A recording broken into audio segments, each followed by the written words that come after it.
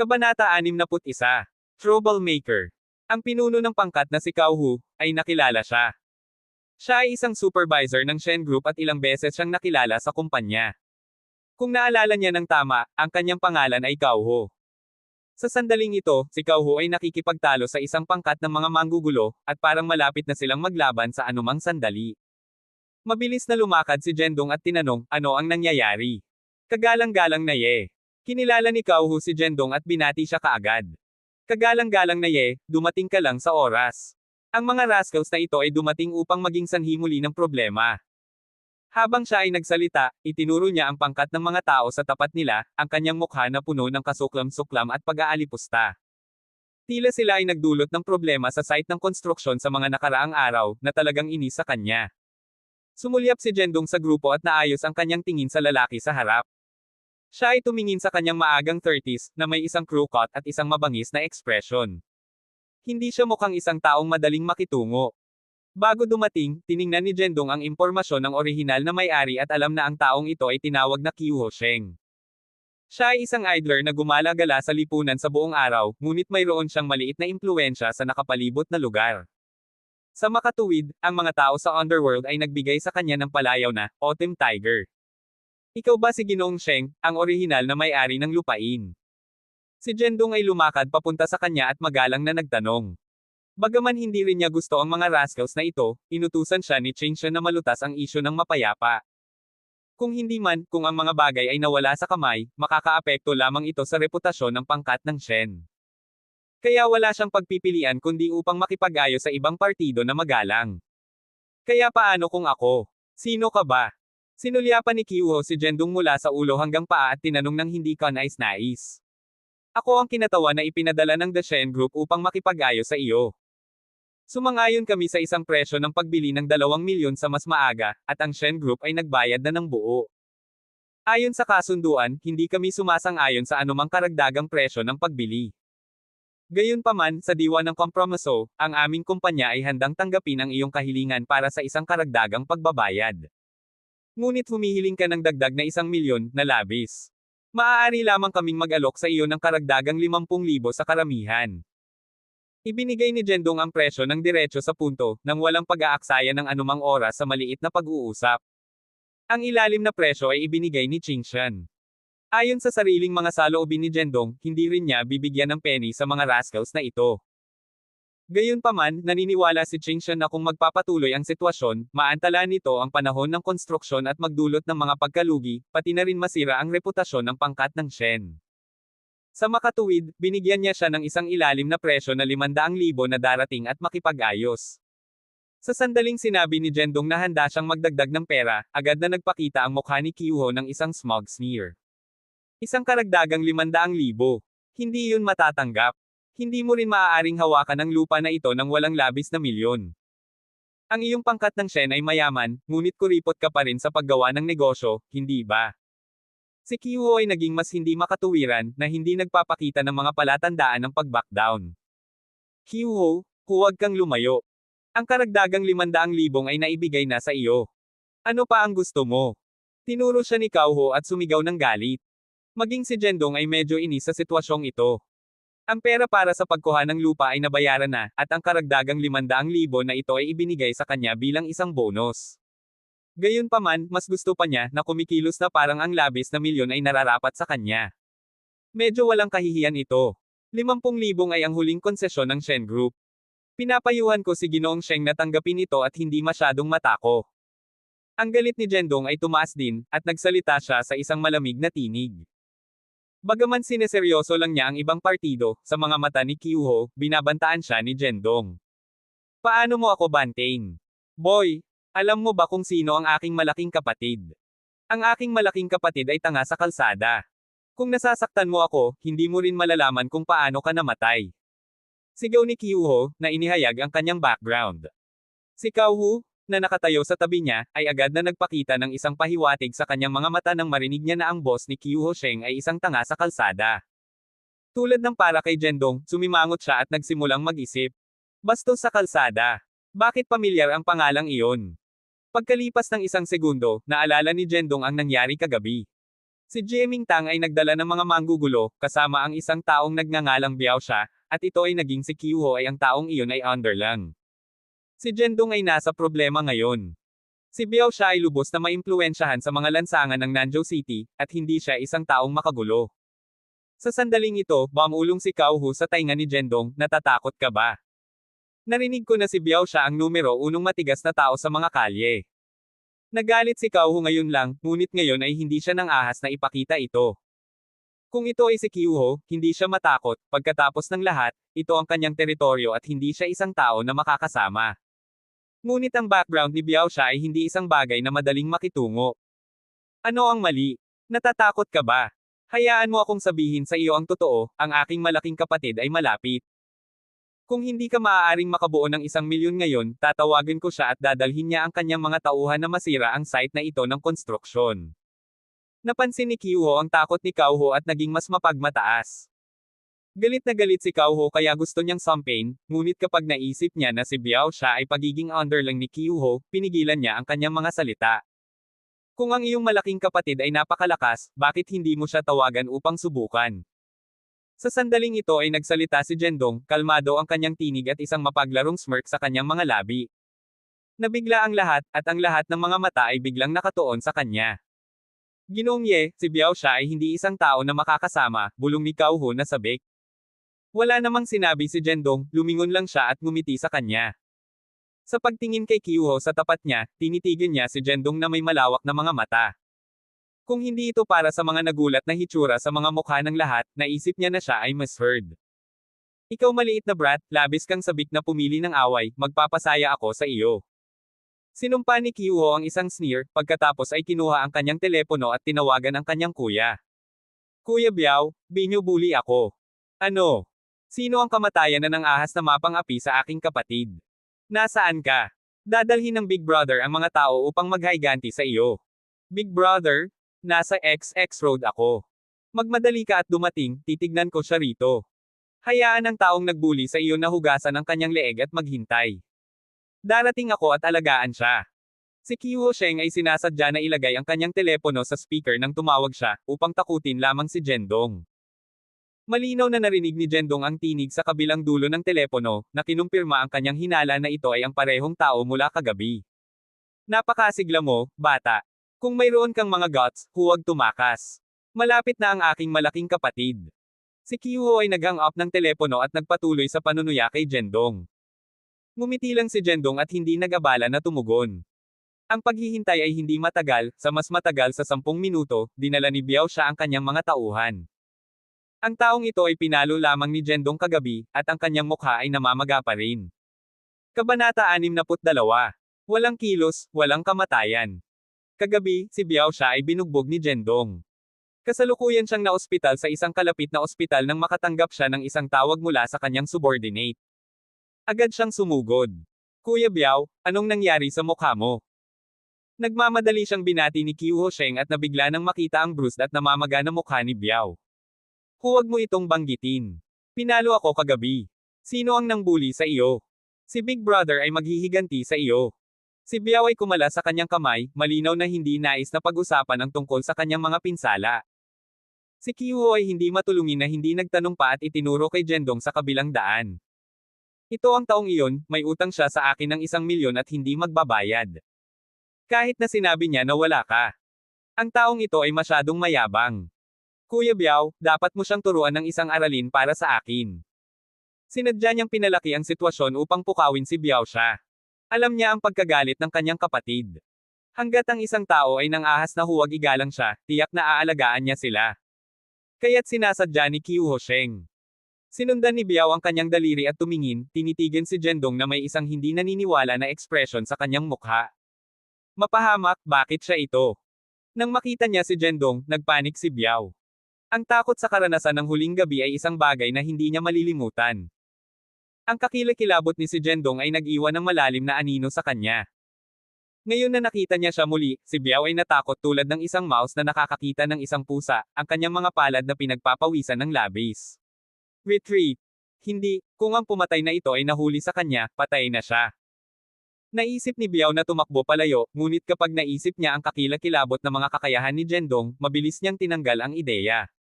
Huminga siya ng malalim at lumakad papunta kay Jendong, nanginginig sa takot. Kid, buksan ang iyong mga mata ng parang aso at tingnan ang isang boss ko, Kuya Biao. Hindi ka ba kumikilos ng matigas ngayon? Subukan mong maging matigas ngayon. Ipinagmamalaki ni Kyuho habang papalapit siya kay Jendong. Ang iba, kasama na si Kauhu, ay hindi naglakas loob na huminga. Alam nila kung gaano mapanganib si Kuya Biao, at hindi nila nais na pukawin siya. Bigla, may hindi inaasahang nangyari. Smack! Itinaas ni Biao ang kanyang braso at sinampal si Kyuho Sheng sa mukha. Ano ang nangyayari? Natigilan ang lahat sa kanilang nasaksihan lamang. Si Biao ay dapat na maging boss ni Kyuho Sheng. Bakit siya tinamaan? Mayroon bang salungatan sa loob ng kanilang grupo? Sinaktan mo ako, Boss Biao. Hinawakan ni Kyuho ang kanyang pisngi at nagreklamo. Sinaktan kita, tulala ka. Naglakas loob kang masaktan ng Ginoon na ito. Alam mo ba kung sino siya? Galit na sigaw ni Biao habang sinipa niya ng 2 beses si Kyuho. Ang tanawin at pag-uusap ay iniwan ng lahat, kasama na ang mga kalalakihan ni Kyuho at ang mga manggagawa sa site ng konstruksyon, na nababalot. Tila natatakot si Biao kay Jendong. Si Jendong lamang ang nakakaalam kung ano ang nangyayari. Si Biao ay dapat na natakot sa kanya matapos niyang talunin siya kagabi. Kaya, ikaw ang taong dinala niya dito. Tinanong ni Jendong si Biao na may malamig na ngiti. Nanginginig si Biao sa takot nang makita niya ang ngiti sa mukha ni Jendong. Malaki. Malaki. Big brother, hindi ko alam na ikaw ito. Kung alam ko, hindi ako darating. Biao stammered. Si Biao ay natigil na kinakabahan, hindi makapagsalita ng matatas. Nakakakita ng kanyang kapatid na lalaki na nagpapakita ng gayong paggalang kay Jendong, si Kyuho ay natigilan din. Ang kanyang nakatatandang kapatid ay isang kilalang tao sa underworld, gayunpaman kumilos siya tulad ng isang apo sa harap ng taong ito. Sino ang eksaktong siya? Bastos ka, hindi mo ba nakikita kung sino ang malaking kapatid na ito? Paano mo siya masaktan? Kung nais mong mamatay, huwag mo akong i-drag sa iyo. Magsalita ka, ano ang nangyayari? Sinipa ni Biao si Kyuho habang nagsasalita. Si Kyuho ay hindi nang ahas na magtaltalan at ipinaliwanag ang usapin ng pagkuha ng lupain. Matapos makinig, si Bio ay naging mas nababahala. Ang hanggal na bagay na ito, bakit kailangan niyang mag-extort ng pera mula sa nakakamatay na ito? Ang pagkakasala sa kanya ay nagkakahalaga ng higit sa ilang buhay. Mapahamak ito, papatayin kita. Wala kang mga mata. Naging galit si Bio habang nagsalita siya at sinuntok at sinipa si Kyuho. Si Kauhu ay hindi naglakas loob na pigilan at tinakpan lamang ang kanyang ulo ng kanyang mga kamay, na binugbog ng mga sandaling iyon. Big brother, kasalanan ko sa hindi pagtuturo ng aking mga kalalakihan ng maayos at nakakagambala sa iyo. Humihingi ako ng paumanhin. Mangyaring patawarin mo siya sa oras na ito, hiniling ni Biao kay Jendong na may ngiti matapos parusahan si Kyuho. Siya ay medyo matalino, natatakot na si Jendong na may bulalas din ang kanyang galit sa kanya. Sa makatuwid, nang magsalita siya, husay na hiniling niya ang pagpapalaya kay Kyuho, ganap na inilalabas ang kanyang sarili sa bagay na ito. Tulad ng para sa mga pondo ng pagkuha. Kalimutan mo, kalimutan ito. Ang piraso ng lupa na ito ay magiging iyo sa hinaharap, at hindi mo na kailangang magbayad ng 1 sentimo. Bago matapos ni Jendong ang pagsasalita, ginambala siya ni Kyuho Sheng at sumagot. Nakakakita sa kanya sa wakas ay tumigil sa pakikipag-usap, agad na pumalakpak si Kauho at ang iba pa. Ang bagay na ito ay nagpapatuloy ng matagal, at sa wakas ay may resulta, at hindi ito nagkakahalaga ng anumang pagsisikap. Naglakad lang si Jendong at nalutas ito. Siya ay talagang kamangha-manghang. Ako, si Jendong Ye, hindi ako isang hindi makatwirang tao. Dahil hindi mo nais ang pera, pagkatapos ay kunin ang iyong mga tao at umalis. Si Jendong ay walang pasensya na kumaway sa kanyang kamay. Nang marinig ito, si Bio at ang iba pa ay nagpasalamat sa kanya ng labis at mabilis na umalis. Ginoong Ye, talagang kamangha-mangha ka, sobrang cool. Siyempre, kahit si Bio ay natatakot sa iyo. Nakita ko siyang kumikilos tulad ng isang apo sa harap mo. Ito ay talagang kasiya siya. Si Kauhu at ang iba pa ay nasa sabik at humanga kay Jendong. Sa katunayan, hindi inaasahan ni Jendong na malutas ito ng madali. Pagkatapos ng lahat, inutusan siya ni Qingshan na huwag gumamit ng karahasan. Sa una, handa siyang magbayad para sa pagkawala, ngunit hindi niya inaasahan na si Kyuho ay gumawa ng problema para sa kanyang sarili at mailigtas siya sa pera. Sa palagay ko si Kyuho ay dapat na ikinalulungkot ito ngayon. Maaaring makatanggap siya ng karagdagang 50,000, ngunit kailangan niya maging sakam at nais na makakuha ng 100,000. Tinawag pa niya ang kanyang malaking kapatid upang suportahan siya, ngunit ngayon hindi siya nakakuha ng 1 sentimo at binugbog ng kanyang boss. Totoo talaga na, walang trabaho, walang mamatay. Gamit ang bagay sa lugar ng konstruksyon na nalutas, si Jendong ay bumalik sa Shen Group. Nakaramdam siya ng mahusay na alam na nasave niya ang maraming pera para sa kanyang asawa, at hindi niya maiwasang mapabilis ang kanyang sasakyan. Vroom, vroom. Habang siya ay humina ng isang tono at nasiyahan ang bilis at kaguluhan, isang biglaang sirena ang tumunog mula sa likuran. Si Jendong ay tumingin sa pamamagitan ng rearview mirror at nakita ang isang patrol car na sumusunod sa likuran niya. Ang tinig ng isang babae ay nagmula sa loob ng kotse, ang may-ari ng kotse na may plaka plate 4X, mangyaring huminto kaagad. Natigilan si Jendong. Hindi ba iyon ang kanyang numero ng plaka ng lisensya? Pagkatapos ay umapak siya sa pedal ng gas at hinaila sa gilid ng kalsada. Huminto din ang patrol car sa likuran niya, at ang isang babaeng guard ng lungsod na uniforme ay lumabas sa kotse. Bagaman nakasuot siya ng helmet at salaming pang-araw, kinilala siya ni Jendong. Hoy, hindi ba siya ang babae mula kagabi? Kabanata 63. Ang kotse ay nakato. Mapahamak, bakit siya ito? Nang makita niya ang babaeng bantay sa lungsod na si Kyujo na papalapit, si Jendong ay naging medyo hindi mapakali. Huling oras na mayroon siyang maliit na salungatan sa babaeng ito, kukunin ba niya ang pagkakataon na magkaroon ng problema para sa kanya? Tulad ng pag-iisip ni Jendong tungkol dito, si Kyujo ay lumapit na sa kanya at gaanong kumatok sa window ng kotse, maaari mo bang i-roll down ang bintana? Bilang isang nakagawiyang pamamaraan, hindi siya maaaring tumanggi o lumaban, kaya't si Jendong ay kailangang gamulong sa bintana. Hoy hey, kagandahan, kumusta ka? Ngumiti si Jendong at inikat ang kanyang kamay upang batiin siya. Napansin lang siya ni Kyujo sa puntong ito at binigkas, ikaw ito. Oo. Medyo nagkataon, nagkita ulit tayo. Pinilit ni Jendong ang isang ngiti. Ang dalawa ay may isang mabangis na argumento noong gabing iyon, at si Kyujo ay walang magandang impression kay Jendong. Naisip pa niya ang pagkakataon na mapasok siya sa kanyang mga kamay at gawin siyang magdusa. Hindi niya inaasahan na mangyari ito sa lalong madaling panahon, ang mga langit ay dapat magkaroon ng mga mata. Bastos ka, nahulog ka sa aking mga kamay, panoorin akong magturo sa iyo ng isang aralin. Nakaramdam ng pagmamalaki si Kyujo sa kanyang puso at isang ngiti ang lumitaw sa kanyang mukha.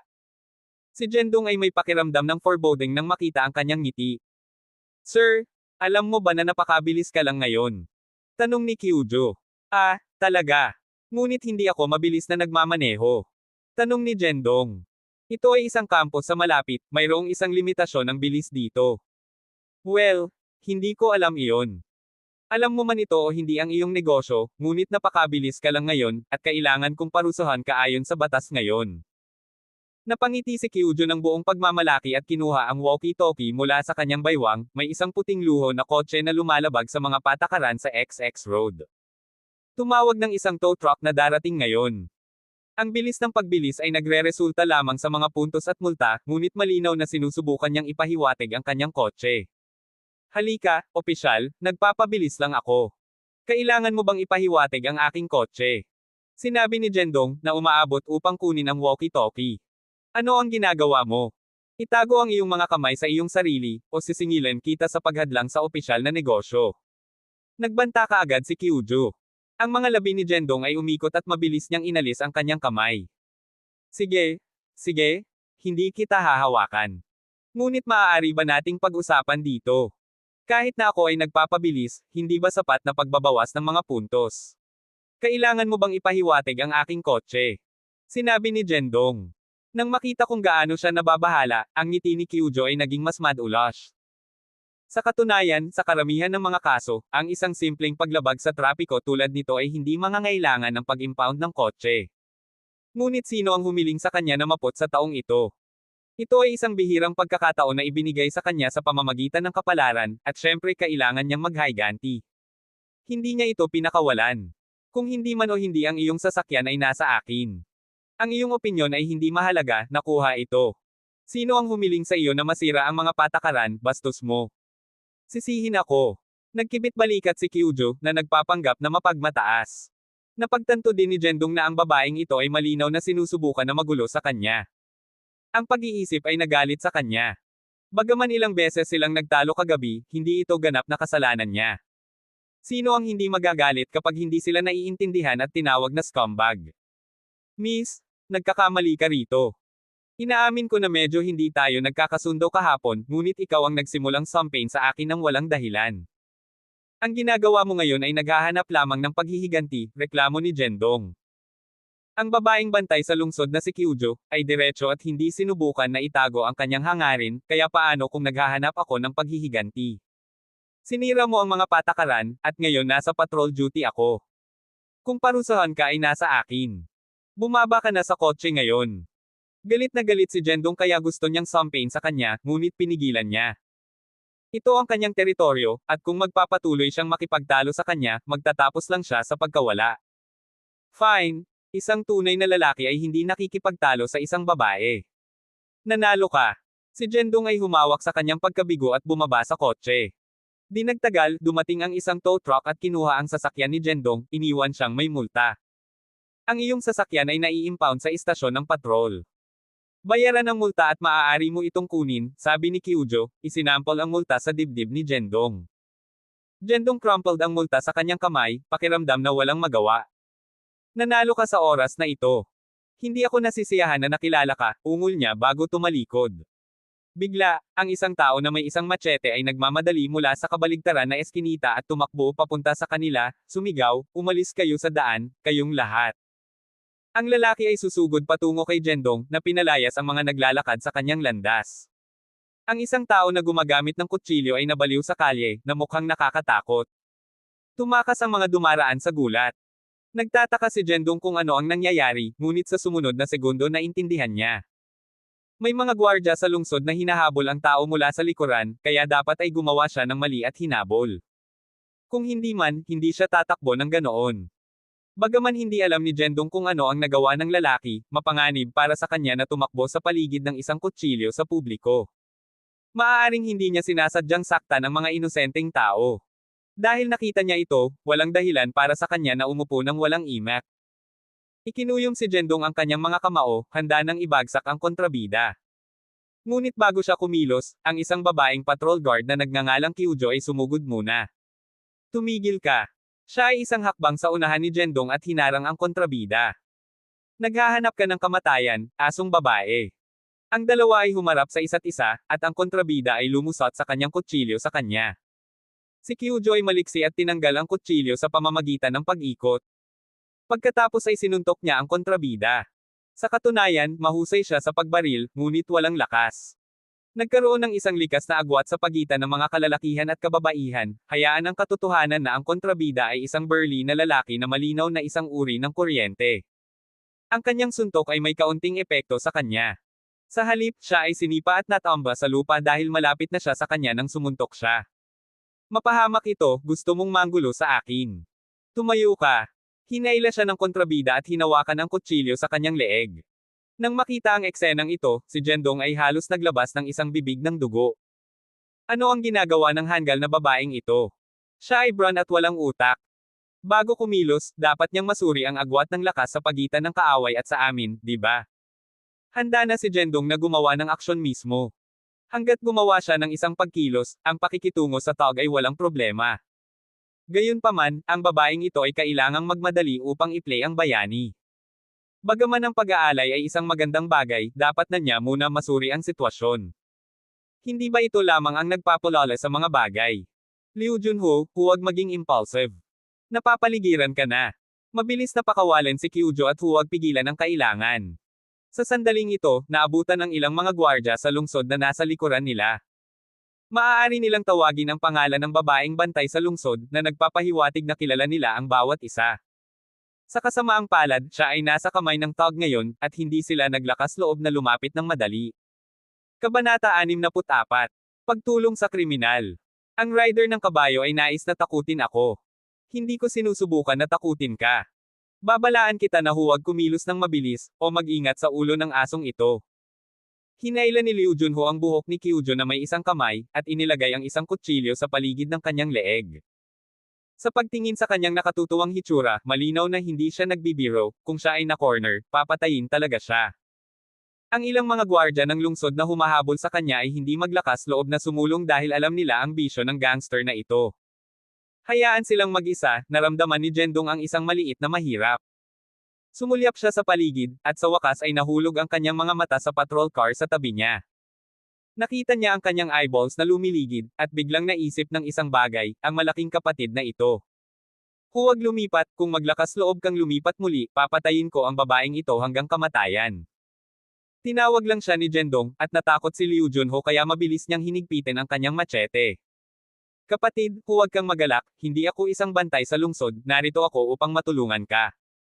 Mabilis na ipinaliwanag ni Jendong. Tulungan mo ako. Medyo nalilito si Liu Junho. Ang mga gwardya ng lungsod sa kabaligtaran ay natulala, sino ang batang ito at ano ang ginagawa niya. Upang maging matapat, hinangaan ko kayo na maglakas loob na lumaban at pumatay mula noong bata pa ako. Dati akong nais na sumali sa lipunan, ngunit hindi ako naglakas loob na umalis dahil ako ay naiinis at natatakot sa sakit, kaya't lalo akong humanga sa iyo. Sinadya ni Jendong ang isang maloko na ngiti. Hoy, brat, huwag makipag-usap sa kalokohan dito, mahuhuli kita at makulong. Naririnig na nais ni Jendong na tulungan ang mga gangster na umalis, maraming mga gwardya ng lungsod ang nagpanik at sumigaw sa kanya. Hindi pinansin ni Jendong ang mga ito, ngunit patuloy na ngumiti kay Liu Junho at sinabing, kapatid, ang patrol car na ito ay kabilang sa babaeng nasaktan mo, at ang susi ay kasama niya. Maaari kitang palayasin dito. Tumingin si Liu Junho, at ang patrol car sa tabi niya ay may sukat na si Jendong. Nakakakita na siya ay payat, hindi siya katulad ng uri ng tao na maaaring magbanta sa kanya. Bilang karagdagan, ang sitwasyon ay medyo kagyat ngayon. Kung nais niyang makatakas, kailangan niya talaga ng isang tao na tulungan siya. Matapos ang pag-iisip ng ilang sandali, sumang-ayon si Liu Junho. Okay, hanggat tinutulungan mo akong makalabas dito, sasang-ayunan kita mula ngayon. Okay. Sa mga salita ni Big Brother, ang maliit na kapatid ay tiyak na dumadaan sa apoy at tubig. Matapos magsalita, nagmamadali si Jendong at kinuha ang susi ng kotse mula kay Kyujo. Sa prosesong ito, si Kyujo ay patuloy na nakatitig sa kanya ng galit, na para bang nais niyang hampasin si Jendong hanggang sa kamatayan. Ngunit si Jendong ay wala sa kalagayan, bigyang pansin kung paano niya nakikita ang kanyang sarili. Nang kinuha niya ang susi, maingat niyang naobserbahan ang sitwasyon. Ang kutsilyo sa kamay ni Liu Junho ay diniin laban sa lalamunan ng gwardya ng lungsod. Sa ganitong malapit na distansya, ang isang bahagyang paggalaw lamang ang maaaring pumatay sa babaeng bantay sa isang iglap. Sa ilalim ng normal na mga pangyayari, ang isang kamay ay sapat upang harapin ang ganitong uri ng tao na si Jendong, ngunit kung sino man ang hayaan siyang magkaroon ng isang hostage sa kanyang kamay, kahit gaano kahusay ang kanyang martial arts, hindi siya maglakas loob na mag-shoot ng rashly, kung hindi man ang babaeng bantay ay mamamatay. Bagaman medyo kinamumuhian niya ang babaeng ito, hindi mapapanood ni Jendong na panoorin siyang pinatay ng gangster na ito. Tila hindi mo ito magagawa ng mabilis, kailangan mong makahanap ng isang angkop na pagkakataon. Matapos makuha ang susi, sumakay si Jendong sa kotse at sinimulan ang kotse, at kinuha ni Liu Junho si Kyujo at umupo sa likurang upuan. Sa prosesong ito, maraming mga gwardya ng lungsod ang maaari lamang manood at hindi maglakas loob na sumulong ng hindi sinasadya. Pagkatapos ay inapakan ni Jendong ang accelerator, at ang kotse ay lumabas mula sa karamihan, na iniwan lamang ang mga gwardya ng lungsod na pinapadyak ng kanilang mga paa, na nais na talunin si Jendong hanggang sa kamatayan. Kapatid, saan tayo pupunta? Tanong ni Jendong na may isang hanggal ng ngiti, at sumulyap kay Kyujo sa pamamagitan ng rearview mirror. Matagal na siyang pinch ng leeg, at ngayon ay malinaw na siya ay isang maliit na hypoxic, at ang kanyang mukha ay namumula, at ang kanyang kamalayan ay unti-unting naging malabo. Pumunta sa silangan ng lungsod, sasalubungin ka ng aking kapatid doon. Sinabi ni Liu Junho. Okay, silangan ng lungsod, di ba? Tumugon si Jendong, pagkatapos ay pinahihit ang manibela at humarurot patungo sa silangan ng lungsod. Kung gayon ano, Big Brother, bakit hindi mo paluwagin ang batang babae na ito ng kaunti? Sa palagay ko hindi siya makahinga, kung patuloy mong idinidiin siya ng ganito, natatakot ako na siya ay maging kakapusan sa oxygen mamaya. Sinulyapan ni Jendong si Kyujo na nahihirapan sa paghinga, at sinabi kay Liu Junho na may isang simpleng ngiti. Strangle ito hanggang sa kamatayan, hindi ko balak na panatilihing buhay ang batang babae na ito. Si Liu Junho ay mukhang walang malasakit, at ang kanyang malamig na tono ay parang isang hindi makataong halimaw. Ang taong ito ay gumawa ng paghahanda ng maaga sa umaga upang patayin ang mga tao, at ang pagpatay sa mga tao ay tila isang pangkaraniwang bagay para sa kanya, nang walang kaunting pag-igting o takot. Ano ang isang desperado, hindi ko alam kung gaano karaming mga buhay ang kinuha ng taong ito. Sa pag-iisip nito, si Jendong ay hindi maipaliwanag na galit. Hindi mahalaga kung ano, hindi mo maiwasang umalis ang taong ito. Tama si brother, naaalala tayo ng asong ito, kaya kailangan niyang patahimikin, ngunit nakikita mo na mukhang maganda siya, bakit hindi mo ito lalaruin muna, at pagkatapos ay patayin ito pagkatapos maglaro. Upang maprotektahan ang buhay ng babaeng bantay, si Jendong ay walang pagpipilian kundi ang makabuo ng isang masamang ideya, kung hindi man, kasama ang kalupitan ni Liu Jun, kung hindi niya ito pinapanatili na buhay, maaaring wakasan niya ang kanyang buhay sa loob ng ilang minuto. Naririnig ang sinabi niya, ang pagnanasa ni Liu Jun ay agad na napukaw. Ngayon lang ay nababahala lamang siya tungkol sa mga gwardya ng lungsod na hinahabol siya, at hindi niya binibigyang pansin ang mga hostage sa kanyang mga kamay. Ngayon pagkatapos marinig ang sinabi ni Jendong, napagtanto niya na ang tao sa kanyang mga kamay ay kaakit-akit. Nakakatukso. Hoy, bro, tama ka? Ang asong ito ay mukhang mahusay, ngunit maaari siyang maglaro sa paligid nito. Ngumiti si Liu Jun na walang tigil, pinaliit ang kanyang mga mata, at naskan ang dibdib ng babaeng bantay. Jendong, bastos ka, papatayin ka ng babaeng ito. Galit na galit si Kyujo kaya gusto niyang kainin siya. Nang suriin niya ang mga paglabag, nalaman niya ang pangalan ni Jendong sa sertipiko. Ang bastos na ito ay hindi lamang nakatulong sa pagtakas ng gangster, ngunit binigyan din siya ng isang masamang ideya, ang bastos na ito. Maliit na batang babae, mayroon kang isang malaking pag-uugali, kapatid, bakit hindi mo lang siya parusahan ngayon? Nagpanggap si Jendong na magalit at iminungkahi kay Liu Jun. Ang kotse ay naimbento na sa mga suburb, at may nangyari na isang bukid ng tambo na kasing taas ng isang tao sa tabi nito, at walang nakakakita ng malinaw kapag gumagawa ng negosyo dito. Tama ang kapatid, ang sinabi ko ay gumawa sa akin ng isang maliit na pagkabalisa, hilahin at ihinto. Tumawa siya ng malakas, walang tiyaga upang magawa ang mga bagay, at hinikayat si Jendong na huminto. Nang hindi nagsasabi ng isang salita, si Jendong ay nag-break at huminto sa tabi ng mga tambo. Hoy, maliit na ginang, umalis na tayo, dadalhin ka ng aking kapatid na mag-drill ng mga tambo, hanggat pinaglilingkuran mo ako ng comfortable, baka mapapanatili kitang uhay. Bastos, bastos, hayaan mo akong umalis, tulungan niyo ako. Sigaw ni Kyujo, ngunit walang makarinig sa kanya sa ganitong uri ng lugar, lumabas si Liu Jun sa sasakyan gamit ang kanyang mga braso sa kanya. Tulong! Sumigaw, sumigaw, kahit na ang iyong lalamunan ay nasira, walang magliligtas sa iyo, hehe. Kabanata 65. Nasugatan. Dinala ni Liu Junho si Kyujo at pumasok sa Reed Marsh. Hindi siya makapaghintay na tanggalin ang kanyang damit at likas na itinapon ang machete sa kanyang kamay. Dumating ang pagkakataon. Si Jendong ay lihim na nanunood mula sa likuran at nagmamadali nang makita niya si Liu Jun na itinapon ang machete. Maliit na batang babae, nandito si Big Brother. Si Liu Jun ay ngumiti, ngunit agad na sumugod si Jendong. Hindi ba ko sinabi sa iyo na manatili sa labas? Ano ang ginagawa mo dito? Galit na sigaw ni Liu Jun nang makita niya si Jendong.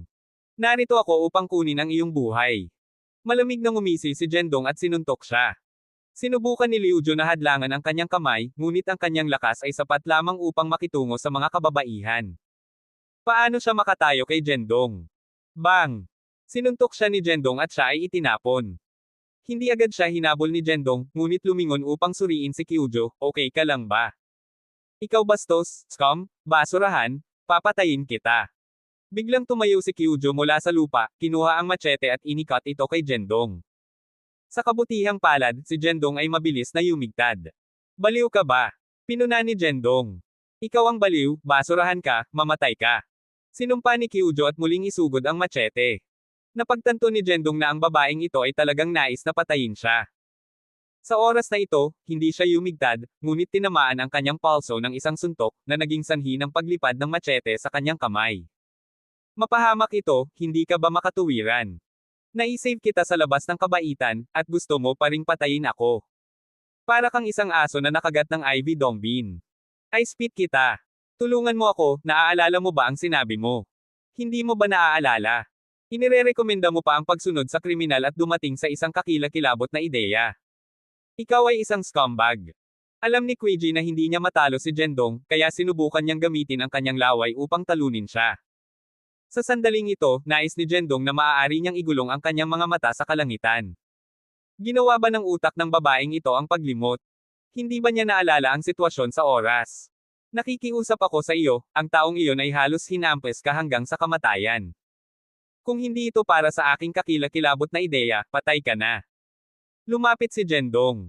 Si Queji ay orihinal na nagagalit, ngunit pagkatapos marinig ang sinabi niya, parang ito talaga ang nangyari. Mali ba talaga siya sa kanya?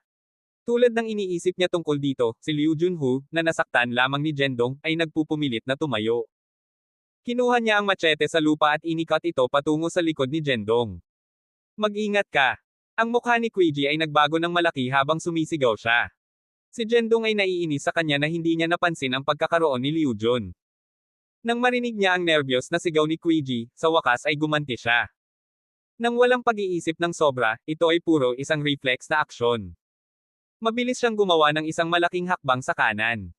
Kahit na ang bilis ni Jendong ay napakabilis na, siya ay tinamaan pa rin ng machete. Ang matalim na talim ay agad na pinutol ang kanyang mga damit at laman, at ang dugo ay dumaloy sa sugat. Ang iyong kamay. Si Queji ay natakot at tinakpan ang kanyang bibig. Tumingin si Jendong sa braso niya. Ang sugat ay medyo malalim, at ang dugo ay patuloy na dumadaloy. Hindi siya nasaktan ng maraming taon, at ang matagal na nawala na sakit na nasugatan ay nagpapaalala sa kanya noong siya ay isang mersenaryo, kung kailan talaga niya ang kanyang buhay sa linya araw-araw. Kung ikukumpara sa mga pinsala na dinanas niya dati, ang sugat ngayon ay tulad ng isang kagat ng lamok, ni masakit o makati. Ito ay isang maliit na sugat lamang, huwag gumawa ng isang malaking pakikitungo dito. Binigyan siya ni Jendong ng isang hindi kanais-nais na tingin, pagkatapos ay inilipat ang kanyang tingin sa umaatake na si Liu Jun, ang kanyang mga mata ay naging matalim. Manggahas ka na ipagkanulo mo ako, papatayin kita. Nagalit si Liu Jun, na hinigpitin ang pagkakahawak ng kanyang machete at sumugod kay Jendong. Maaari lamang niyang masaktan si Jendong sa pamamagitan ng sorpresa pagkatapos, ngunit ngayon na nakaharap sila sa isa't isa, wala siyang pagkakataon. Si Jendong ay simpleng sidestep at madaling iniwasan ang machete. Ano? Nagulat si Liu Jun. Noon lamang napansin niya ang malamig na ngiti sa mga labi ni Jendong, tapos ka na, ngayon ay ako naman. Nang walang anumang magarbong paggalaw, itinapon ni Jendong ang isang simpleng suntok na hindi mapigilan ni Liu Jun at ipinadala na napaatras. Gumamit si Jendong ng maraming lakas sa oras na ito, at nahimatay si Liu Jun matapos ang paghagupit sa lupa. Ang iyong braso ay dumudugo ng marami, kailangan nating ihinto ang pagdurugo. Ang babaeng bantay sa lungsod na si Kyujo ay nagmamadali at pinunit ang isang piraso ng tela mula sa kanyang damit upang balutin ang nasugatan na braso ni Jendong. Ang kanyang mga paggalaw ay bihasa, na nagpapahiwatig na siya ay may kaugnayan na karanasan. Nakakagulat na ang impresyon ni Jendong sa kanya ay hindi pa naging mabuti pagkatapos, ngunit ngayon, nakikita siyang maingat na binabaliwala ang kanyang sugat, bigla niyang nadama na hindi siya masama. Okay, ito ay isang simpleng paggamot sa emerhensya, ngunit kapag bumalik tayo sa Nanzhou City, pinakamahusay na pumunta sa ospital. Matapos tapusin ang pagbandage ni Kiji, huminga si Jendong ng isang buntong hininga at binigyan siya ng ilang mga tagubilin. Si Jendong ay nanginginig ang kanyang braso, na kung saan ay nakatali ng mahigpit, na nagdulot ng ilang kakulangan sa ginhawa at sakit ng kumilos siya. Gayunpaman, tinulungan niya siya pagkatapos ng lahat, kaya't pinasalamatan pa rin niya siya. Salamat. Ngumiti si Jendong. Ang mukha ni Kiji ay nagpakita ng isang pahiwatig ng pagsisisi ng paghingi ng tawad, sa totoo lang, dapat akong magpasalamat sa iyo. Hindi kita naintindihan ng mas maaga. Salamat sa pag-save sa akin. Napagtanto niya ang nangyari dati at naintindihan na sinabi ni Jendong ang mga bagay na iyon upang mailigtas lamang siya. Ang kanyang impression kay Ye Jendong ay ganap na nagbago ngayon, at hindi na siya nakaramdam ng kasuklam-suklam o disdainful sa kanya. Nagpapasalamat lang siya. Umiling-iling si Jendong at ngumiti. Naisip niya na ang babaeng ito ay may diretsyo na pagkatao, at sa mas malapit na pag-iinspeksyon, hindi siya mukhang nakakainis tulad ng naisip niya. Wuwu, wuwu. Noon lang, isang sirena ng pulisya ang tumunog mula sa likuran nila. Maraming mga patrol car na may mga kumikislap na ilaw ay nagmamaneho patungo sa kanila. Ang dalawa sa kanila ay naglakad palabas ng Reed Marsh at tumayo sa tabi ng kalsada. Nakita sila ng mga pulis at mabilis na huminto sa tabi nila. Kiji, okay ka lang? Kumusta naman ang kriminal? Maraming mga gwardya ng lungsod ang lumabas sa kotse at kinakabahan na tinanong si Kiji. Kinagat ni Kiji ang kanyang mga labi at tumanggo-tango, mabuti na ako. Ang kriminal ay natamba ng walang malay at nasa Reed Marsh. Nang marinig ito, lahat ay nagulat, ang lahat ng mga gwardya. Sa sandaling ito, napansin din nila si Jendong na nakatayo sa tabi nila. Halika, pusasan ang batang ito para sa akin. Ang kapitan, na tila pinuno, ay nagturo kay Jendong at sumigaw. Sa sandaling sinasalita ang mga salita, ang iba pang mga gwardya ng lungsod ay sumugod at hinawakan ang mga braso ni Jendong, sinusubukan na pigilan siya. Ang isa pa ay kumuha ng posos, na nagbabalak sa kanya. Naalala nila na sinabi ni Jendong na nais niyang kilalanin ang mga gangster bilang kanyang boss at tinulungan silang makatakas, na kung saan ay isang kriminal na kilos. Ang pagtakas ng gangsters ay nagdulot ng labis na hindi kasiya siya sa itaas, at kapwa ang kapitan at ang mga gwardya ay malubhang sinaway. Pagkatapos lamang na gumawa ng isang pangako ay nagkaroon sila ng pagkakataon na tabyusan ang kanilang sarili at gumawa ng mga pagkakamali. Kabanata 66. Ang pagdating ni Qingye. Maraming mga gwardya ng lungsod ang sumugod nang hindi nagsabi ng isang salita at pinadapa si Jendong, na ginawaran siya.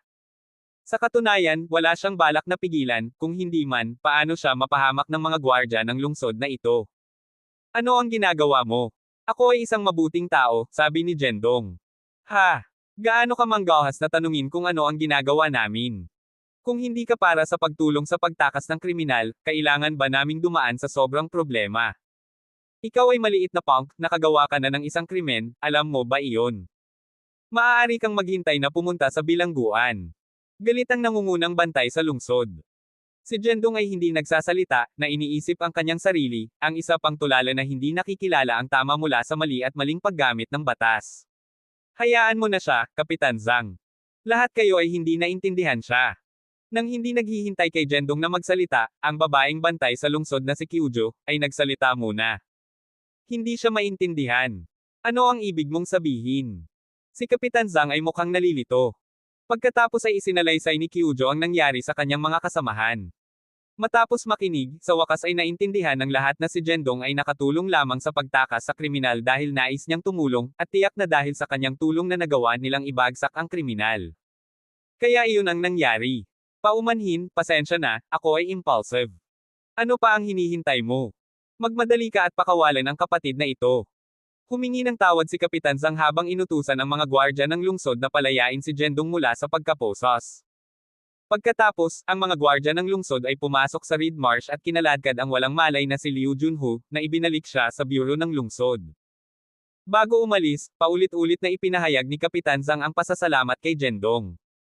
Di nagtagal, ang patrol car ay minaneho palayo, iniwan lamang si Jendong at ang babaeng bantay sa lungsod na si Kyujo, sa pinangyarihan. Maraming salamat sa ngayon. Hayaan akong ipakilala muli ang aking sarili, ang pangalan ko ay Kyujo Lee, ipinahayag ni Kyujo ang kanyang pasasalamat. Kyujo Lee, naalala ko na. Ang pangalan ko ay Jendong Ye, sagot ni Jendong. Jendong Ye. Tumango si Kyujo sa ginhawa at inulit ang kanyang pangalan ng ilang beses. Sa pamamagitan ng paraan, ano ang gagawin mo?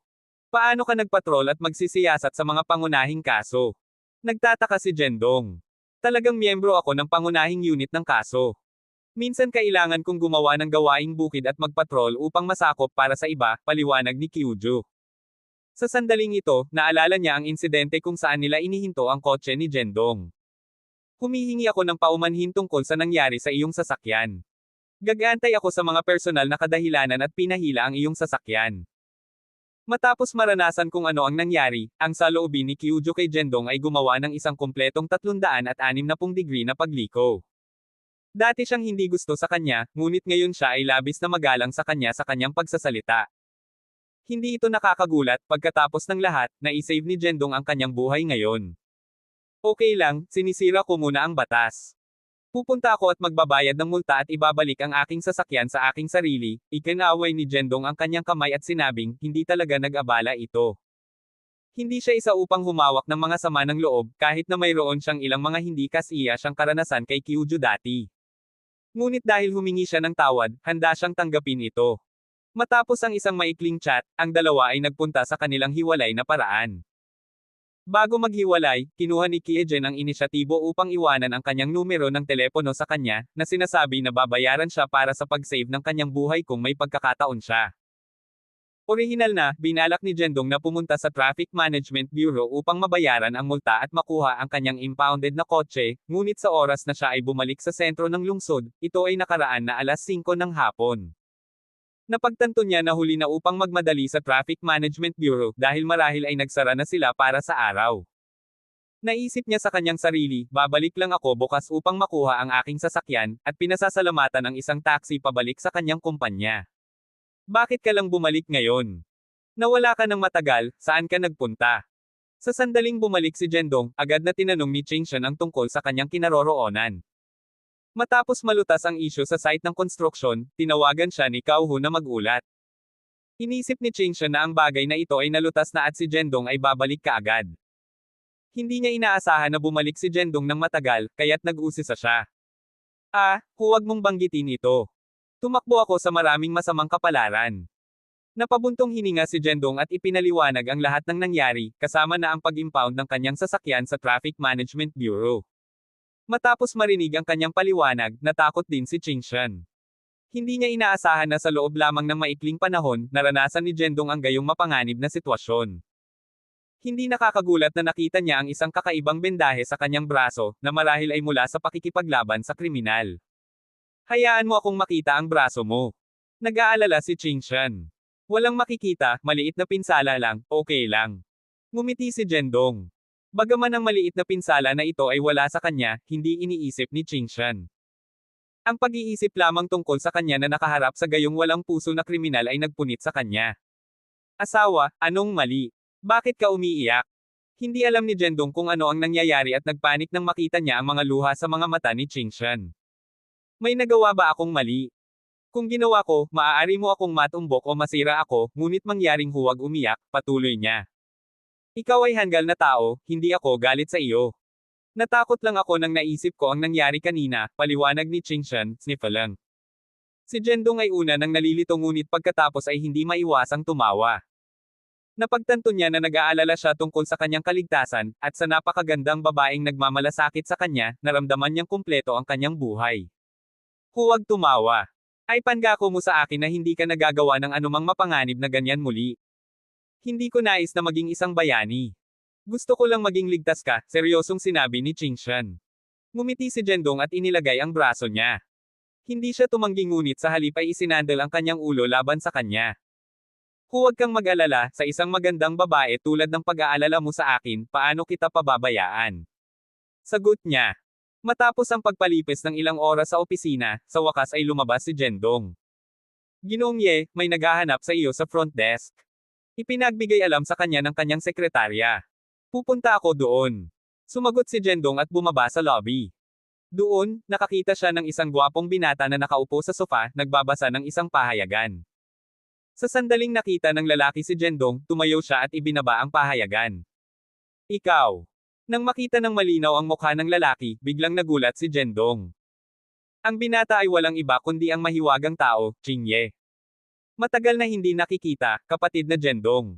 Binati ni Ching ang isang ngiti. Sa katunayan, si Jendong ay palaging nag-uusisa tungkol kay Ching. Noong una silang nagkita sa pamamagitan kay Hangbo, kahit na hindi sila masyadong nakikipag-usap, masasabi ni Jendong na ang taong ito ay hindi isang ordinaryong tao.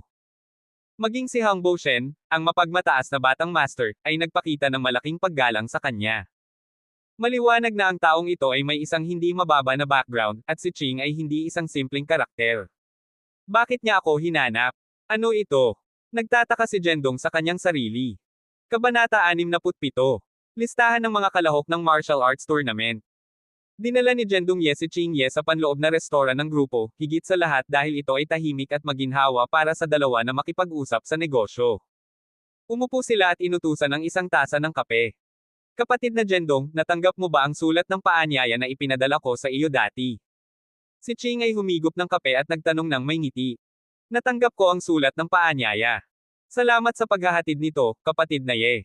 Maaari ko bang malaman ang layunin ng iyong pagbisita sa oras na ito? Dumiretso si Jendong.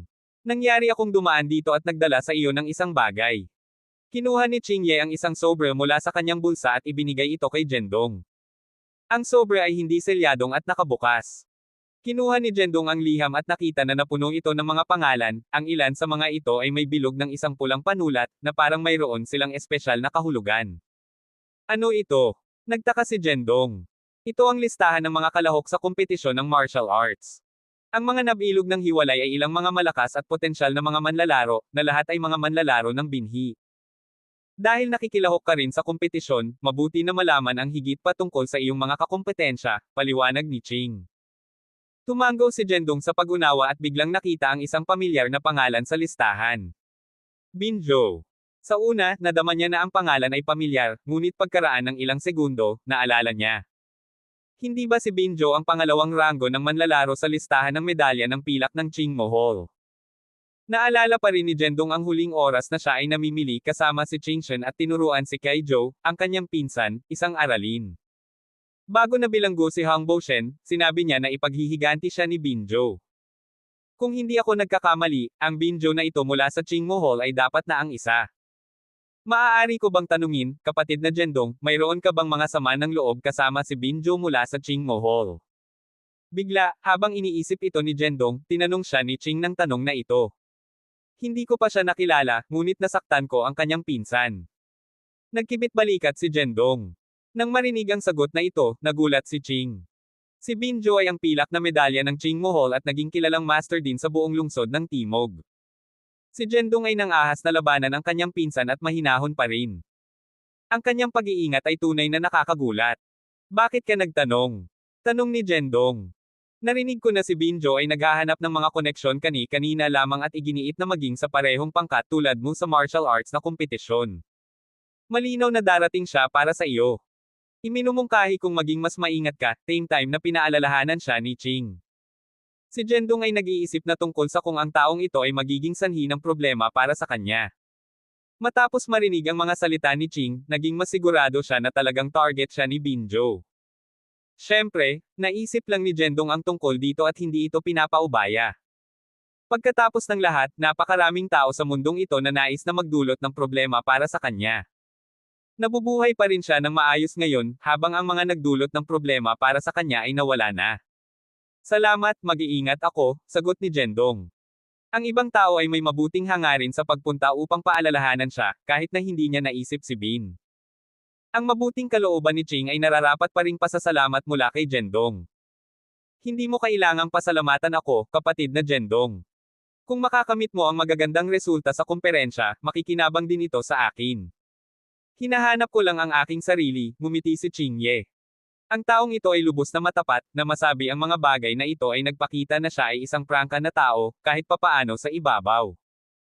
Gayunpaman, hindi masyadong naiintindihan ni Jendong kung ano ang ibig niyang sabihin nang sinabi niya na kung nakamit niya ang magagandang resulta sa conference ng martial arts, makikinabang ito sa kanya. Ano ang ibig niyang sabihin? Habang nakikipag-chat sila, ang receptionist ay dumating kay Jendong. Ginoong Ye, may naghahanap sa iyo sa front desk. Hinahanap ulit ako. Si Jendong ay pansamantalang natigilan bago niya binati ang receptionist at dinala ang tao. Yamang si Brother Jendong ay may isang bagay na dadaluhan, hindi na kita maaabala. Makita ka sa martial arts conference. Nakakakita na ang isang tao ay naghahanap para kay Jendong, si Qingye ay hindi na nanatili at kumaway ng palm bago umalis ng direkta. Sa ilang kadahilanan, laging naramdaman ni Jendong na si Qingye ay isang mahiwagang tao, ngunit hindi niya lubos na mailagay ang kanyang daliri kung bakit. Hindi lang niya siya nakikita. Jendong, bro. Sa sandaling iyon, narinig niya ang isang pamilyar na tinig sa likuran niya. Tumalikod si Jendong at nakakita ng isang matangkad, may buhok na kagandahan na kumakaway sa kanya. Ito ay si Tingsu. Nagtataka siya kung sino ang naghahanap sa kanya, ngunit ito ay naging si Tingsu. Sa sandaling ito, bigla niyang napansin si Qingye na naglalakad palabas. Qingye. Nagulat si Tingsu. Lumabas si Qing ng isa pang pintuan at hindi napansin si Ting. Tulad ng napansin siya ni Tingsu, palabas na siya ng pintuan. Gayunpaman, narinig ni Jendong ang tinig ni Tingsu, kilala mo ba siya? Tumango si Tingsu, inanyayahan siya ng aking ama na pumunta sa aming bahay bilang panauhin at magkasama silang kumain. Nang marinig ito, mas nagulat pa si Jendong. Si Ting Su ay anak na babae ng pamilyang Su, at ang kanyang ama ang kasalukuyang pinuno ng pamilyang Su. Si Ching Ye ay talagang naging panauhin sa pamilyang Su at inanyayahan ng pinuno ng pamilyang Su. Ang pagtrato na ito ay marahil hindi isang bagay na maaaring magkaroon ng maraming tao sa buong timog na lungsod, di ba? Tila tama ang kanyang intuition. Ang taong ito ay hindi simple. Kapatid na Jendong, kilala mo rin siya. Kaibigan ka ba niya? Nagtataka si Ting Su. Hindi talaga kaibigan, nakilala ko lamang siya ng 2 beses. Inanyayahan niya ako na lumahok sa martial arts na kompetisyon. Ipinaliwanag ni Jendong. Makikilahok ka rin sa kompetisyon ng martial arts. Bulalas ni Ting Su. Bakit mo sinabi din? Tanong ni Jendong. Dahil ang aking kapatid ay makikilahok din. Ipinaliwanag ni Ting Su. Nagulat si Jendong. Hindi niya inaasahan na magkaroon ng kapatid si Ting Su. Ang kapatid ni Ting ay dapat ding apelyido Su. Naalala ni Jendong na mayroong isang taong nagngangalang Ransu sa listahan ngayon. Kapatid mo, nagngangalan ba siyang Ransu? Tanong niya ng pansamantala. Ma'am, paano mo nalaman ang pangalan ng aking kapatid? Tumango si Ting. Gumawa lamang si Jendong ng isang random na hula, ngunit hindi niya inaasahan na talagang hulaan ito ng tama. Sa listahan na tiningnan lamang niya, ang mga pangalan na bilog na pula ay lahat ng makapangyarihang mga manlalaro na antas ng binhi, ayon kay Ching Ye. At ang pangalan ni Ransu ay kabilang sa mga bilog na pangalan, na may 100 o kaya mga manlalaro na antas ng binhi sa kabuuan. Kaya't si Jendong ay may medyo malalim na impression sa kanilang mga pangalan, at mayroon lamang isang Su sa listahan, na kung saan ay si Ransu. Sinabi sa akin ni Ching Ye, casual na ipinaliwanag ni Jendong. Tumango si Ting sa pag-unawa at hindi nagtanong ng anumang karagdagang mga katanungan. Sa sandaling ito, mukhang komplikado siya at nag-aalangan, na para bang nais niyang sabihin ng isang bagay ngunit napahiya na gawin ito. Mayroon ka bang? May sasabihin sa akin. Naramdaman ni Jendong ang mga saloobin ni Ting Su at aktibong nagtanong. Kabanata 68. Isang araw na kasintahan. Gusto ko talagang humingi ng tulong sa iyo, Jendong, ibinaba ni Ting ang kanyang ulo at tiningnan si Jendong na may isang paiya. Anong uri ng tulong ang kailangan mo? Magkaibigan tayo, tiyak na tutulungan kita kung kaya ko, kaagad na sinabi ni Jendong, na kumakaway sa kanyang kamay. Ang mukha ni Ting ay naiilawan ng kagalakan. Talaga? Jendong, handa ka ba talagang tulungan ako? Siyempre, hanggat ito ay isang bagay na magagawa ko, tutulungan kita, sagot ni Jendong. Tumahimik sandali si Ting, pagkatapos ay itinaas ang kanyang ulo. Maaari mo bang magpanggap na aking kasintahan? Paf! Naririnig ito, halos mabulabog si Jendong. Ano? Tinitigan niya siya ng malapad na mata, halos pinaghihinalaan na siya ay misheard. Nakikita ng kanyang reaksyon, mabilis na idinagdag ni Ting, namumula, sa totoo lang, hindi ko talaga nais na maging tunay kong kasintahan. Gusto ko lang na magpanggap ka na isa. Bakit mo gusto akong magpanggap na boyfriend mo? Nagtataka si Jendong. Tulad ng alam mo, nakikipag-date ako ng ilang sandali, ngunit hindi ko kailanman sinabi sa kanya ang aking tunay na pagkakakilanlan. Alam lamang ng aking pamilya ang kanyang pag-iral ngunit hindi pa nila ito nakilala, paliwanag ni Ting Su. Pinipilit ako ng aking ama na dalhin ang aking kasintahan sa bahay upang salubungin siya, ngunit si Jieming ay sinaktan niya ako. Natatakot ako na kung sasabihin ko sa aking ama tungkol sa breakup, hindi niya ito matatanggap. Kaya naisip ko. Bagaman hindi natapos ni Ting ang kanyang pangungusap, naintindihan ni Jendong ang ibig niyang sabihin.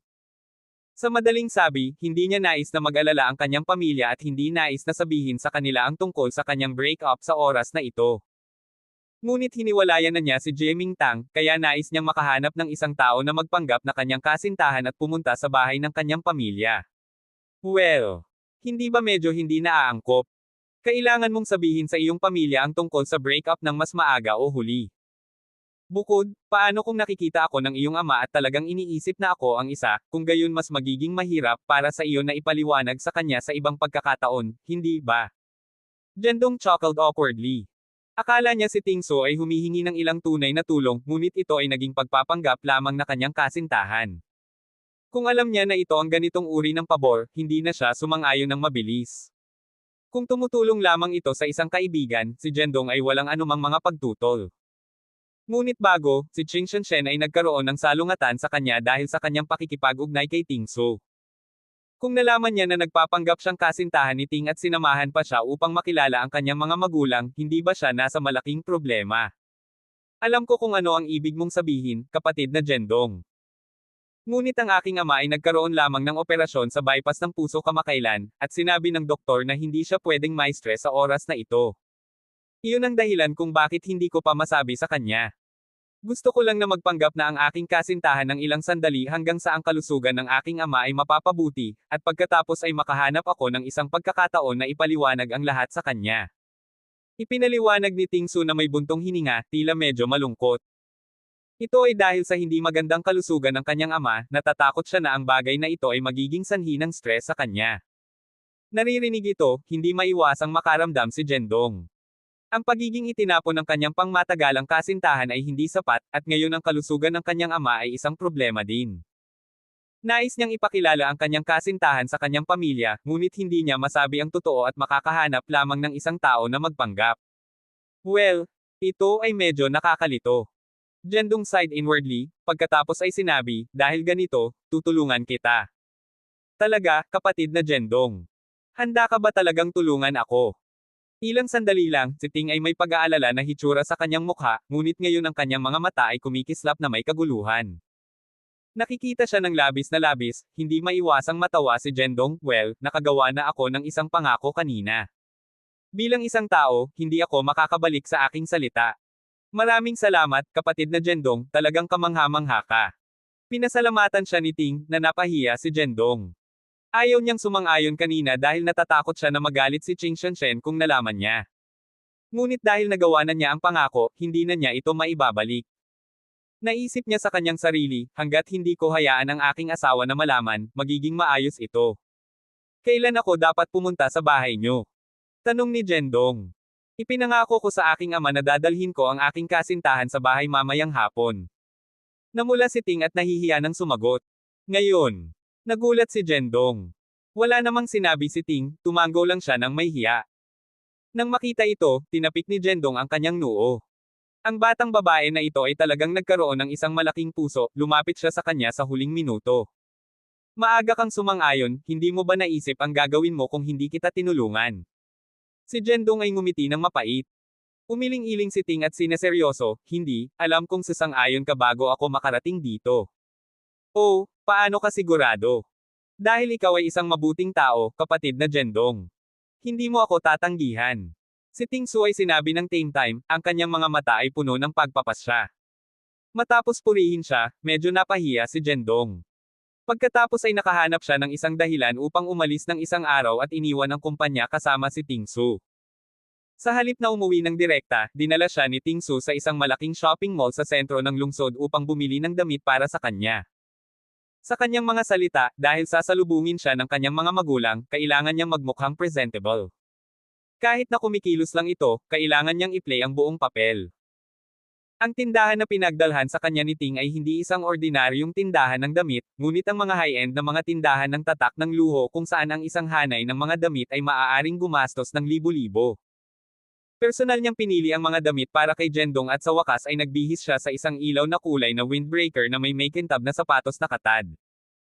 Si Jendong ay mayroon ng kalamangan sa taas at isang mahusay na pangangatawan, ngunit karaniwang hindi niya binibigyang pansin ang kanyang hitsura.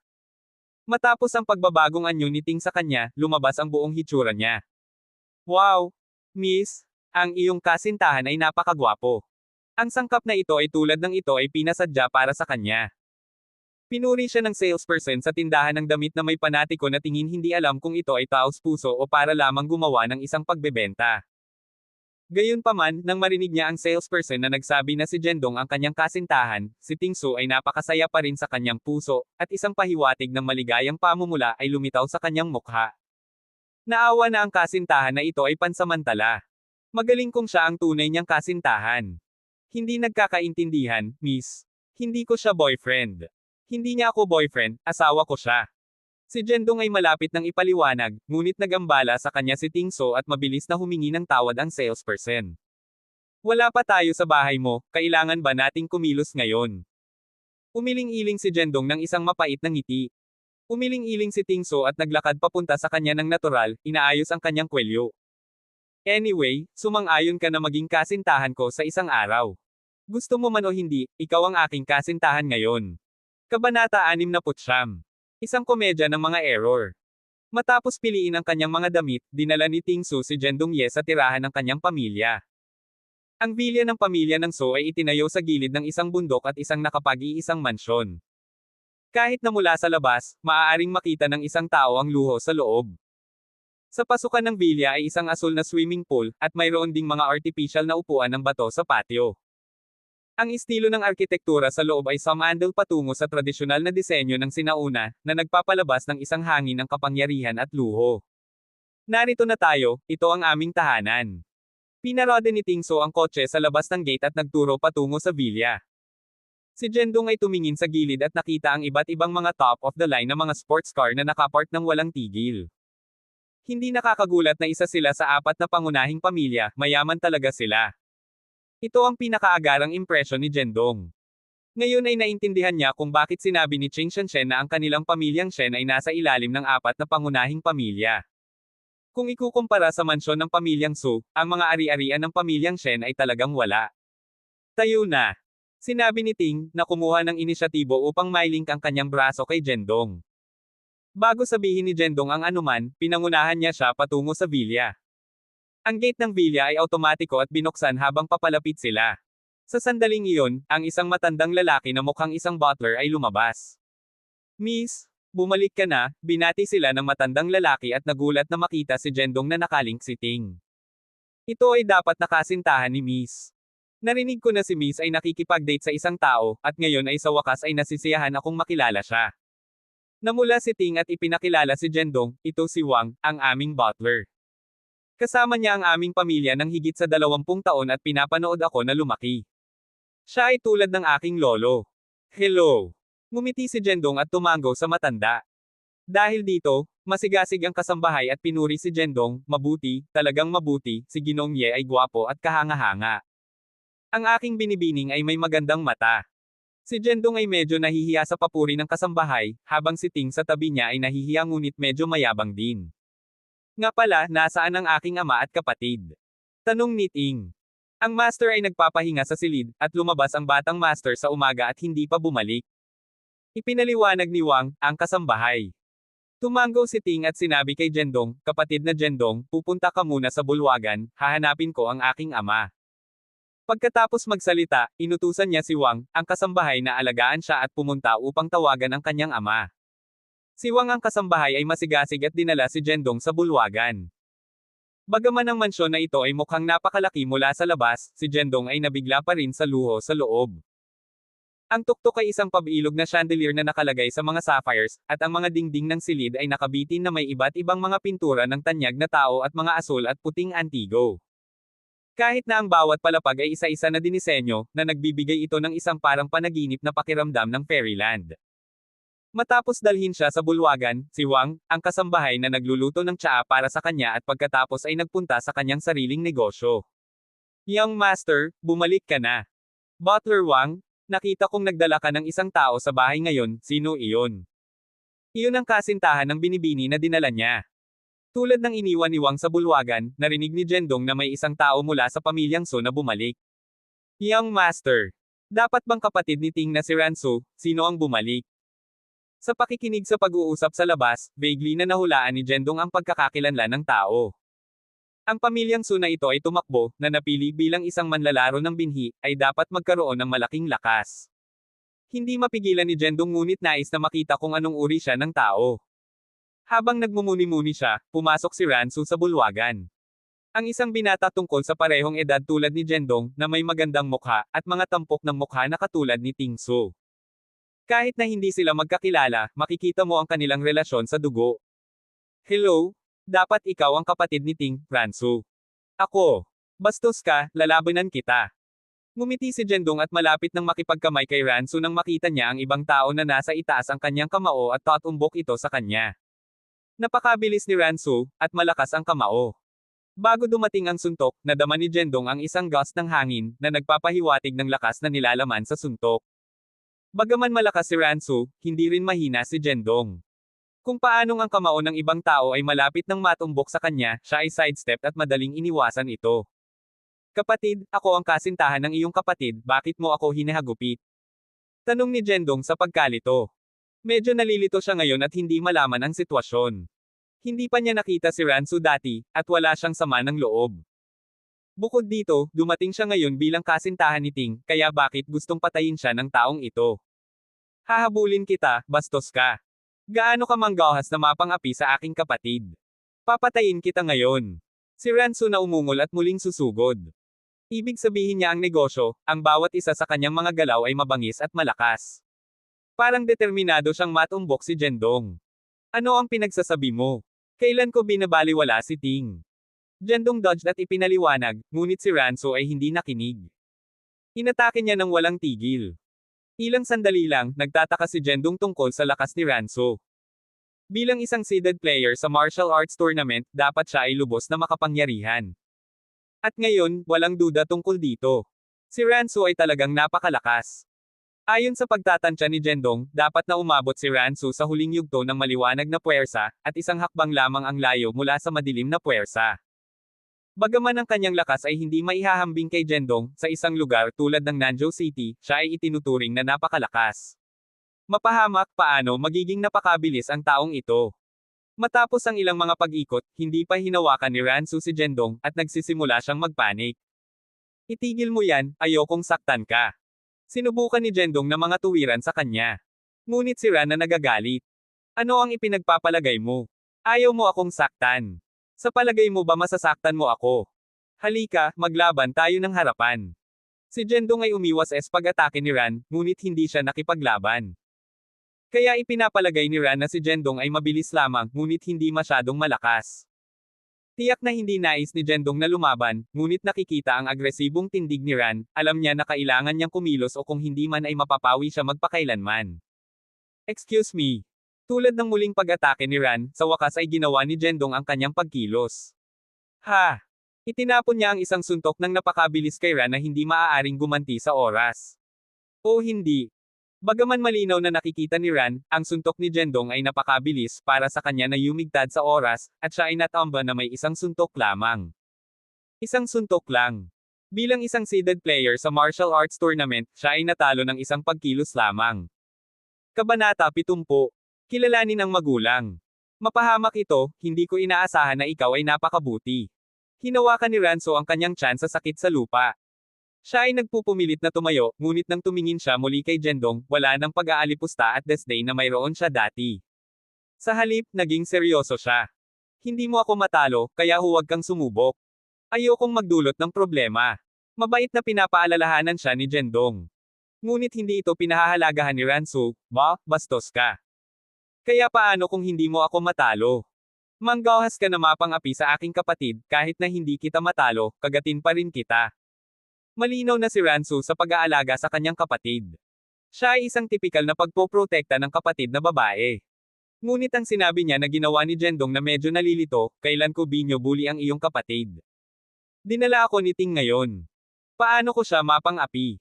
Huwag gumawa ng mga dahilan, panoorin ang aking kamao. Umungol si Ran at sumipa. Paparating na. Si Jendong ay malapit ng lumaban, ngunit biglang isang tinig ang nagpahinto sa kanya. Tumigil ka. Lumitaw si Ting at tumakbo papunta sa kanila. Kapatid, anong ginagawa mo? Tumakbo siya kay Jendong, binuksan ang kanyang mga braso, at protektado siya sa likuran niya. Sister Ting, umalis ka sa paraan. Tuturuan ko ang bastos na ito ng isang aralin para sa iyo. Ano ang gusto mong ituro sa kanya? Sino ang nagsabi sa iyo na magturo sa kanya? Silly girl, huwag magpanggap. Sinabi sa akin ng iyong kaibigan tungkol sa iyong sitwasyon. Ang taong ito ay niloko ka sa ibang mga kababaihan, di ba? Huwag kang mag-alala, aalagaan ko siya para sa iyo ngayon. Si Ransu ay nabalisa at handa nang magmadali upang lumaban ng nagsasalita. Nang marinig ito, sa wakas ay naintindihan ni Jendong kung ano ang nangyayari. Ito ay lumitaw na si Ting ay nagpagkamalan sa kanya para kay Jieming, ex-boyfriend ni Ting. Oh, hindi ito siya. Maaari ka bang kumalma? Si Jendong ay hindi scumbag. Galit na galit si Ting kaya pinadyak niya ang kanyang mga paa. Ano? Hindi siya. Biglang nagulat si Ransu. Tumingin siya kay Jendong at pagkatapos ay kay Ting. Ikaw. Mayroon ka ng bagong kasintahan. Hindi, si Jendong ay hindi ang aking kasintahan. Kung gayon sino ang taong ito? Nang bumalik ako ngayon, narinig ko na sinabi ni Butler Wang na siya ang iyong kasintahan na kasama mo umuwi. Itinuro ni Ran si Jendong at nagtanong. Dahil ang lahat ay nasa labas na, si Ting ay hindi lamang nagtago ng anuman at sinabi kay Ran na nagpapanggap tungkol sa kanyang paghahanap kay Jendong upang magpanggap na kanyang kasintahan. Napik si Ransu sa pag-aaral ng katotohanan. Well, wala akong pagpipilian. Si tatay ay nagkaroon lamang ng operasyon sa bypass ng puso at hindi maaaring mapasigla. Bukod sa paghahanap kay Jendong upang magpanggap na aking kasintahan, ano pa ang magagawa ko? Si Ting ay gamulong sa kanyang mga mata ng walang tiyaga. Maliwanag na ang kanyang kapatid ay may magandang relasyon. Si Ting ay isang banayad at introvert na batang babae, ngunit siya ay medyo napahiya sa harap ni Ran, na nagpapahiwatig na si Ran ay dapat na labis na maunawain sa kanya. Hindi mahirap makita mula sa kanyang pagpilit sa pakikipaglaban kay Jendong ngayon. Paumanhin, kapatid, akala ko ikaw ang masungit na bumubuli sa aking kapatid na babae. Nasaktan kita ngayon lang. Si Ran ay isang diretso na tao at humingi ng tawad sa sandaling napagtanto niya na hindi siya naiintindihan. Okay lang, ang kamangmangan ay hindi mapapatawad. Inihayag ni Jendong ang kanyang kamay at ngumiti. Sa sandaling ito, napansin niya na si Ran ay nakatingin sa kanya na may kakaibang ekspresyon, na naging hindi komportable sa kanya. Mayroon bang isang bagay sa aking mukha? Tanong niya. Wala, mausisa lang ako. Kapatid, bihasa ka, maaari ko bang tanungin kung sino ang iyong Panginoon? Si Ransu nakiniskis ang kanyang ulo at ngumiti ng awkwardly. Sa katunayan, si Jendong ay mayroong master, na nagturo sa kanya ng lahat ng kanyang mga kasanayan. Gayunpaman, ang pagkakakilanlan ng kanyang Panginoon ay espesyal at hindi madaling maipahayag sa iba, kaya't si Jendong ay gumawa ng isang random na dahilan. Wala akong master. Dati akong naglilingkod sa hukbo sa sinaunang Yuan Empire, kaya alam ko ang ilang martial arts, sagot ni Jendong. Tumango si Ran, ngunit tiningnan pa rin siya ng kakaibang ekspresyon na iyon, na naging medyo napahiya si Jendong. Jendong, huwag mo siyang isipin.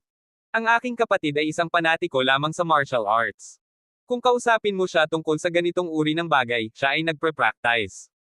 Tayo na, dadalhin kita upang makita ang aking ama. Sinabi ni Ting, pag-ikot ang kanyang mga mata sa kanyang kapatid at hinayla si Jendong. Hoy, bakit ka nagsasalita ng ganyan? Kapatid mo ako. Nagreklamo si Ran, ngunit sumunod pa rin sa kanila. Pinangunahan ni Ting si Jendong sa ibang silid sa pamilyang Su.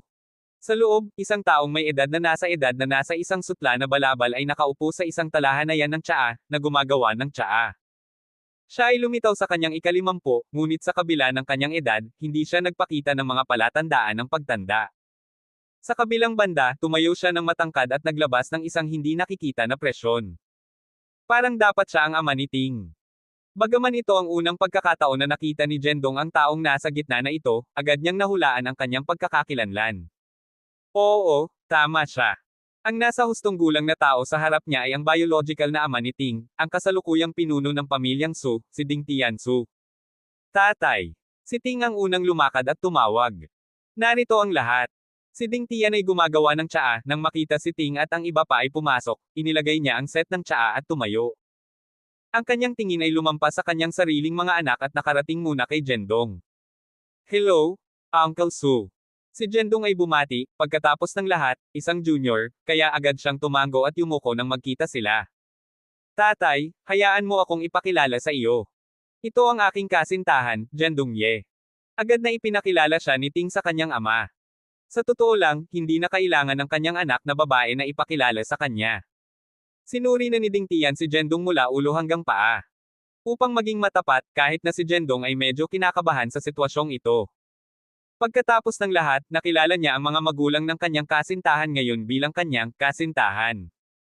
Tinitigan siya ni Ding Tian ng ilang sandali, na ginawang medyo hindi mapakali si Jendong. Pagkaraan ng ilang sandali, ang mukha ni Ding Tian ay nagpakita ng isang nasiyahan ng ngiti, hindi masama, hindi masama. Isang talento at pambihirang binata. Siya ay isang napakahusay na nakuha.